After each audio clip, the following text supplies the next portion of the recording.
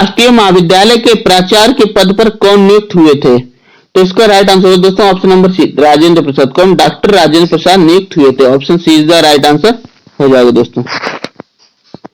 बिहार राष्ट्रीय महाविद्यालय की स्थापना 5 जनवरी 1921 को हुई थी, जबकि इसका उद्घाटन 6 फरवरी 1921 को महात्मा गांधी जी ने किया था। किसने किया था? महात्मा गांधी जी ने किया था।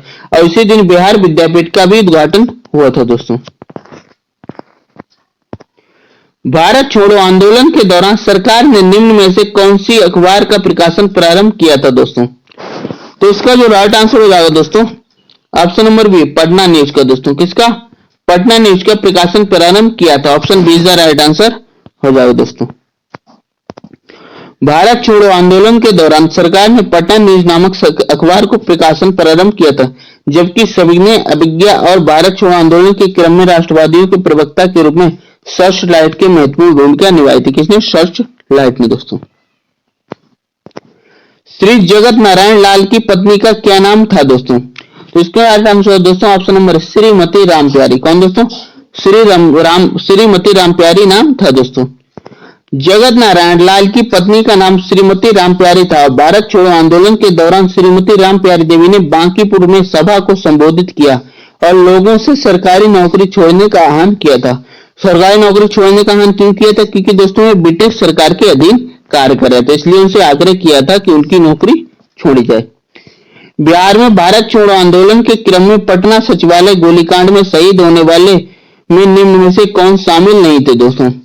तो इसका जो दोस्तों राइट आंसर दोस्तों option number D, Jitendra Singh शामिल नहीं थे। कौन? जितेंद्र सिंह शामिल नहीं थे। बाकी उमाकांत प्रसाद सिन्हा, राजेंद्र सिन्हा, रामन सिन्हा शामिल थे दोस्तों।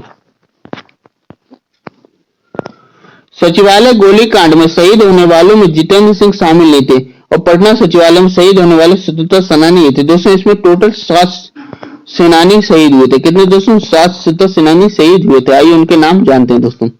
पहले दोस्तों उमाकांत प्रसाद सिन्हा थे। तो कौन? उमाकांत प्रसाद सिन्हा थे। दूसरे रामानंद सिन्हा, तीसरे सतीश प्रसाद झा, चौथे जगपति कुमार, पांचवें देवपद चौधरी, छठे राम गोविंद सिंह और साथ में दोस्तों राजेंद्र सिंह दोस्तों। ये 7 व्यक्ति, ये इनकी उम्र बहुत ही कम थी दोस्तों। ये विद्यार्थी थे, ये सारे क्या थे? विद्यार्थी थे और सचिवालय भवन पर झंडा फहराने के प्रयास कर रहे थे। क्या? सचिवालय भवन पर झंडा फहराने के प्रयास कर रहे थे। इन पर गोलियों से प्रहार किया गया था और 7 छात्रों की मृत्यु हो गई थी दोस्तों। ये बहुत ही दुखद घटना थी। भारत छोड़ो आंदोलन के क्रम में 9 अगस्त 1942 को डॉक्टर राजेंद्र प्रसाद को गिरफ्तार कर किस जेल में रखा गया था दोस्तों? तो इसका राइट आंसर है दोस्तों ऑप्शन नंबर है, बांकीपुर पटना दोस्तों। कहां? पटना की जो बांकीपुर जेल है वहां दोस्तों राजेंद्र प्रसाद को रखा गया था दोस्तों। 8 अगस्त 1942 को भारत छोड़ो प्रस्ताव पारित होने के तुरंत बाद कांग्रेस के अधिकतर नेता गिरफ्तार कर लिए गए थे दोस्तों और 9 अगस्त 1942 को राजेंद्र प्रसाद को गिरफ्तार कर बांकीपुर पटना जेल में रखा गया था दोस्तों। भारत छोड़ो आंदोलन के क्रम में पटना सचिवालय गोलीकांड कब हुआ था दोस्तों? तो यह कांड दोस्तों 11 अगस्त 1942 को हुआ था। कब? 11 अगस्त 1942 को हुआ था। Option is the right answer हो जाएगा दोस्तों। भारत छोड़ो आंदोलन के क्रम में पटना सचिवालय गोलीकांड 11 अगस्त 1942 को हुआ था। इन विद्यार्थियों के एक जुलूस ने सचिवालय भवन को राष्ट्रीय झंडा फहराने का फैसला किया था, लेकिन दोस्तों इसमें एक दुखद घटना क्या हुई? 7 छात्रों की मृत्यु हो गई थी झंडा फहराने के कारण दोस्तों।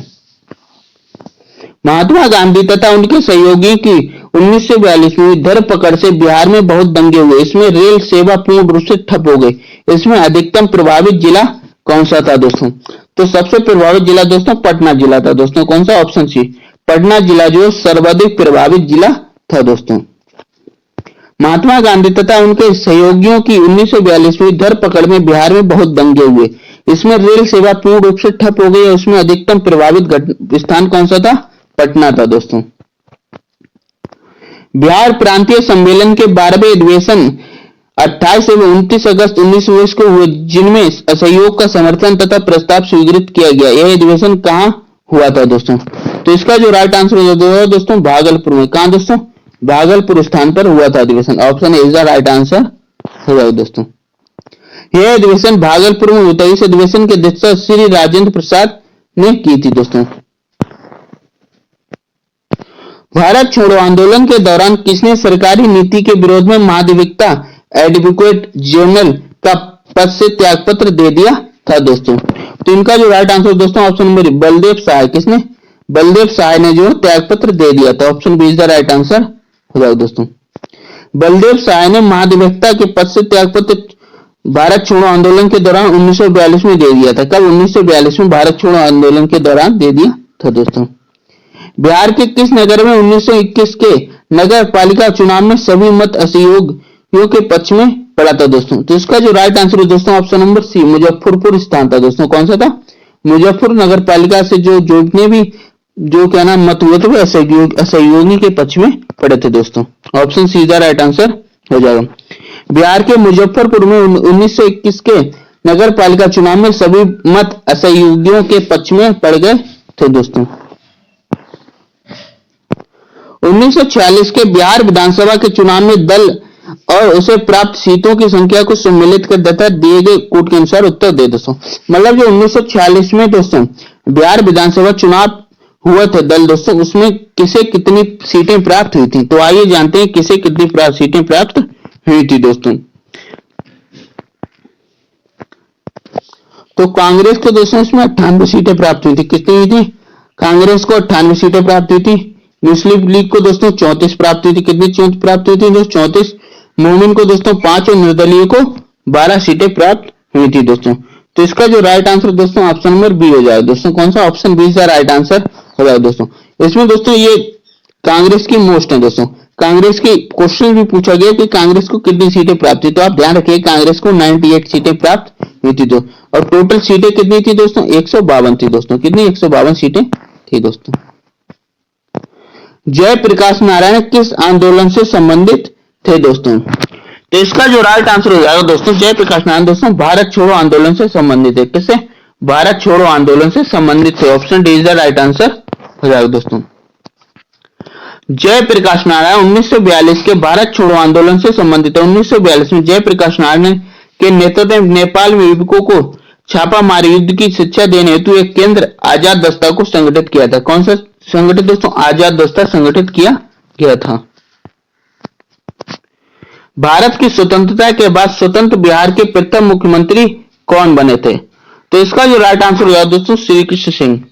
श्री कृष्ण सिंह जो है स्वतंत्र बिहार के प्रथम मुख्यमंत्री बने थे। Option C is the right answer हो जाएगा दोस्तों।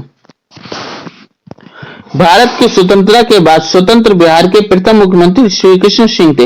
इनका कार्यकाल 2 जनवरी 1946 से 31 जनवरी 1961 तक रहा था दोस्तों। भारत छोड़ो आंदोलन के दौरान फुलेना प्रसाद श्रीवास्तव की मृत्यु झंडा फहराने के क्रम में पुलिस की गोली से कहां हुई थी दोस्तों? तो इसका जो राइट आंसर हो जाएगा दोस्तों ऑप्शन नंबर सी सिवान दोस्तों। कहां? सिवान स्थान पर हुई थी। Option C is the right answer हो जाएगा दोस्तों। भारत छोड़ो आंदोलन के समय सिवान में फुलेना प्रसाद श्रीवास्तव की मृत्यु झंडा फहराने के में पुलिस की गोली से हुई थी दोस्तों। जबकि गया के कुर्ता थाने पर झंडा लहराने की कोशिश में श्याम बिहारी लाल मारे गए थे। कौन दोस्तों? श्याम बिहारी लाल जो है कुर्ता गया में थाने पर झंडा फहराने के कारण। भारत छोड़ो आंदोलन से उत्पन्न दंगे के क्षेत्र में सबसे अधिक व्यापक रहे थे दोस्तों। तो इसका जो राइट आंसर है दोस्तों ऑप्शन नंबर डी संयुक्त प्रांत दोस्तों। कहां? संयुक्त व्यापक रहे दोस्तों। इसमें कुछ मिस्टेक है दोस्तों, तो सॉरी कोड दिए गए। हाँ, तो इसमें जो दोस्तों प्रमुख जगह थी दोस्तों ऑप्शन ए और डी हो जाए। कौन सा दोस्तों? ए और डी, मतलब बिहार और संयुक्त प्रांत दोस्तों। बिहार और संयुक्त प्रांत में जो है दंगे अधिक व्यापक रहे थे। तो राइट आंसर हो जाएगा दोस्तों ऑप्शन नंबर डी, ए और D. Option D is the right answer हो जाएगा दोस्तों। भारत छोड़ो आंदोलन में उत्पन्न दंगे बिहार एवं संयुक्त प्रांत में सबसे अधिक व्यापक रहे थे। 1942 में क्रांति के दौरान बिहार में आंदोलन की तीव्रता की तुलना अगर अन्य राज्यों से की जाए तो बिहार में अधिक